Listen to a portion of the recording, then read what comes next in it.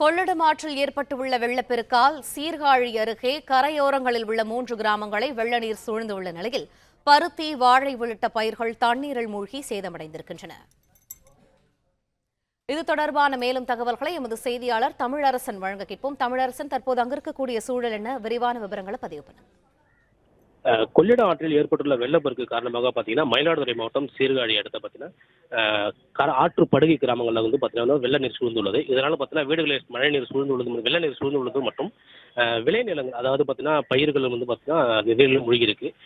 கர்நாடகா நீர்பிடிப்பு தொடர்ந்து பெய்து வரும் கனமழையின் காரணமாக பார்த்தீங்கன்னா முழு கொள்ளிடம் எட்டதை அடுத்து பார்த்தீங்கன்னா மேட்டூர் அணையிலிருந்து நீர் திறக்கப்பட்டு கொள்ளிடம் ஆற்றில் உபரி நீர் திறக்கப்பட்டுள்ளது. மயிலாடுதுறை மாவட்டம் சீர்காழி அடுத்த கொள்ளிடம் ஆற்றுப்படுகை உள்ள நாதல் படுகை, முதலைமேடு, வெள்ளமணல் உள்ளிட்ட 3 கிராமங்களில் தண்ணீர் சூழ்ந்துள்ளது. தாழ்வான உள்ள அந்த கிராம பகுதியில் குடியிருப்புகளில் நீர் சுற்றி சூழ்ந்துள்ளதால் பொதுமக்கள் இயல்பு வாழ்க்கை பாதிக்கப்பட்டுள்ளது.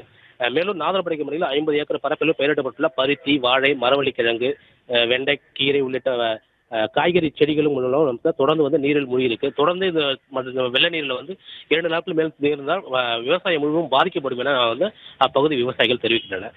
தொடர்ந்து அடிக்கடி பார்த்தீங்கன்னா கொள்ளிடம் ஆற்றில் உபரி நீர் அதிக அளவு திறக்கப்படும் பொழுது இந்த படுகை கிராமங்களில் நீர் சூழ்வது தொடர்கதையாகவே உள்ளது. நன்றி தமிழரசன், விரிவான தகவல்களுக்கு. பிளே ஸ்டோர் மற்றும் ஆப் ஸ்டோரில் இருந்து பாலிமர் செயலியை QR கோடு மூலம் பதிவிறக்கம் செய்யுங்கள். செய்திகளை உடனுக்குடன் பெறுங்கள்.